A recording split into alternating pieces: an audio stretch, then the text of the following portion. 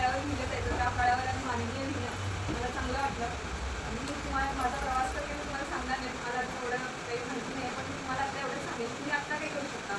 तुमचं स्वप्न नंतरचं काय आहे हे आपल्याला आता कळलेलं असतं. मला 6वीतच माहिती होतं की मी अधिकारी होणार आहे, तर मी 6वीत तर अधिकारी होऊ शकत नव्हते. 6वीत माझं काम काय होतं, त्या तिथेपर्यंत पोहोचण्यासाठी मी आत्ता काय करू शकते. तसंच तुम्ही पण आत्ता काय करू शकता. आता आपल्या शिक्षकांना ऐकू शकता, आईवडिलांना ऐकू शकता, तुम्हाला जे कुठला छंद आहे त्या छंदावर तुम्ही काम करू शकता. तर हे सगळं तुम्ही आत्तापासून करायला पाहिजे. जवळजवळ मी 3री ते 7वीपर्यंत जवळजवळ 15 ते 20 स्पर्धा परीक्षा दिल्या असतील. म्हणजे PSC, STS, स्कॉलरशिप, 4थी स्कॉलरशिप, 7वी स्कॉलरशिपमध्ये ह्या शाळेतनं माझा नंबर आला आहे.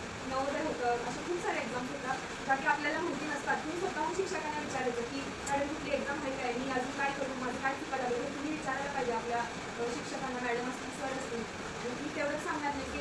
जे केंद्र शैक्षणिक केंद्र आहे तर प्रश्नमंजुषाला म्हणजे उत्कर्षा म्हणजे फेमसच होती. तर प्रश्नमंजुषा म्हटल्यावर मीच असायचे कायम, आणि ती संधी मला आमच्या शिक्षकांना दिली आणि त्याचा मला आता खूप